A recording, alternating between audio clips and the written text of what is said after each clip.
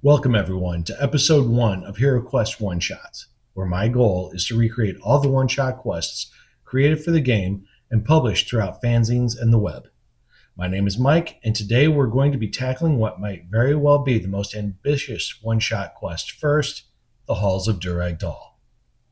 Released in February 1991 by Games Workshop, Durrag Dol takes our heroes into the depths of a wiped-out dwarf stronghold to find the treasures to aid them in their quest against Zargon. But they also run into a savage race of rat men known as the Skaven, their wizard a Grey Seer, a rat ogre, and a troll.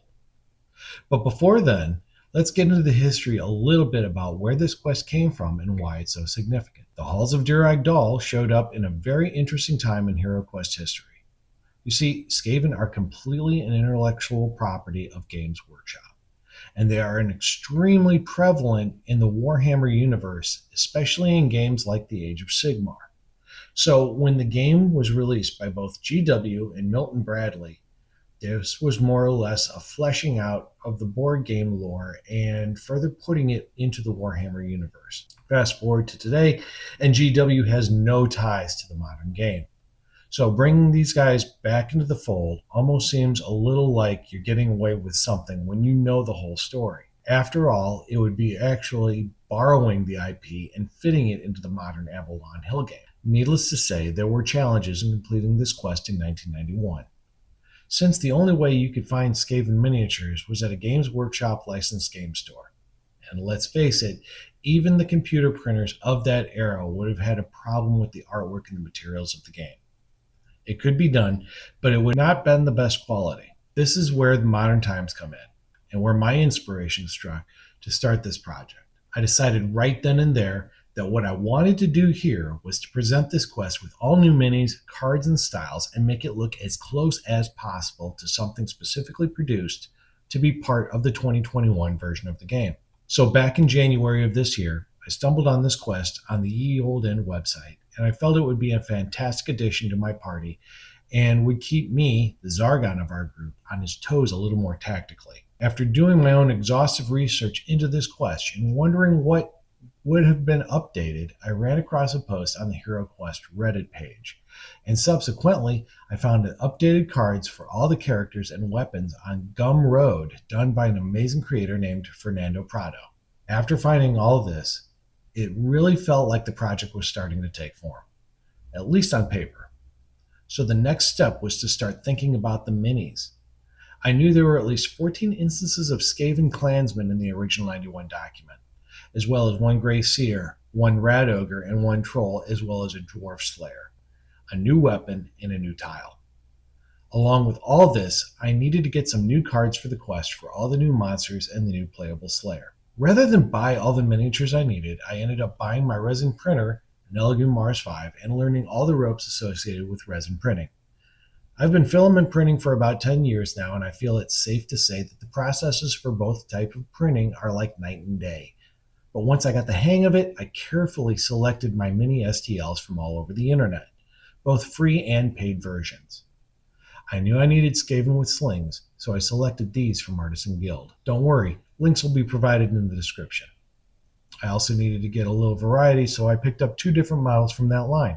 I got my Flaming Skulls from Thingiverse, my Grey Seer I picked up from Cults, my Troll, Rat Ogre, and my Slayer all came from my mini factory, and I also found my female Slayer there.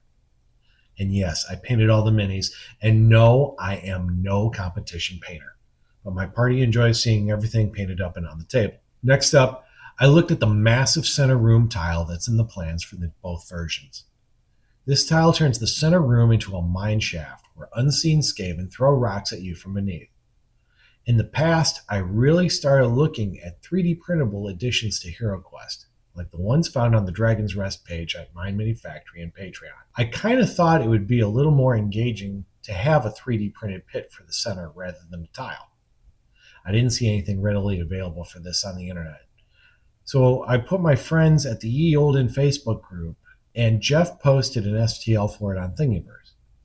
Now, this turns into a story in itself, because I started to print it out and figured I was running out of black filament.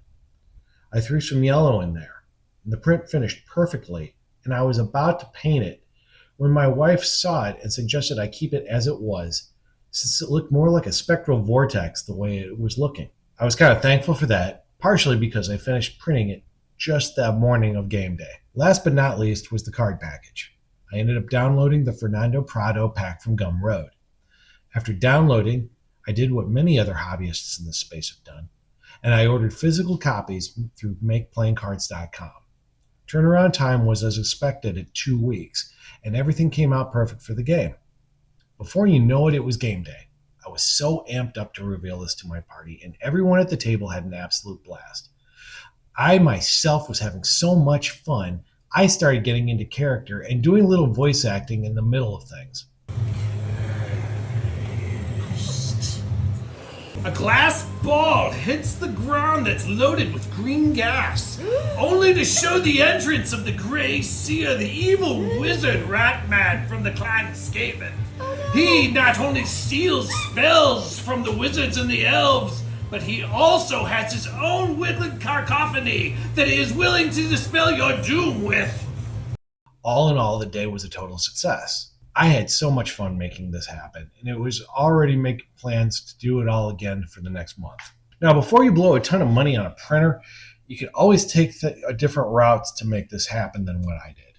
Firstly, you don't really need a 3D printer.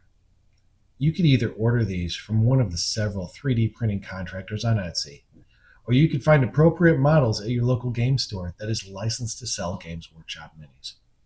Now, the painting part, that would be up to you, but honestly, I get a lot of experience out of painting minis myself.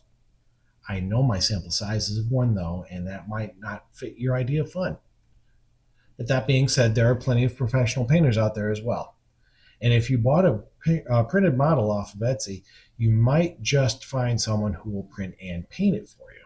The cards, you can either do yourself at home or take the materials and have them printed out at your local Staples or any other printing service you could think of. Just remember that you get to get everything printed out in cardstock. This goes for the center tile as well. You could just get the files from either Ye Olde Inn or Reddit, print it out on cardstock, and there you go. I'll probably be doing this for my next one-shot, by the way. However you plan on doing this, if you think you'd like to give something like this a shot, I'd highly recommend you do it. It was a great experience, and I had a lot of fun going through with it. All right, Trace, what you think of the quest today, man? Really fun, lots of adventuring, lots of monsters to fight, and just a good time. Awesome. All right, well, I really appreciate you playing. Thanks a lot. Yeah, man. I want everyone to remember these quests have been around for the better part of 30 plus years, and chances are you don't have to reinvent the wheel to accomplish it. The resources are really already out there. They certainly were for me. If you stayed till the end of this video, I want to thank you for watching. Please like the video, share it, and subscribe to the channel. I hope to do many more of these in the future, and if you know of a one-shot or even a homebrew quest that could use this kind of treatment, feel free to let me know in the comments. Coming in the next month, I'll be doing the same thing for Revenge of the Weatherman. I hope to see you all there, and until next time, stay true to the quest, my friends.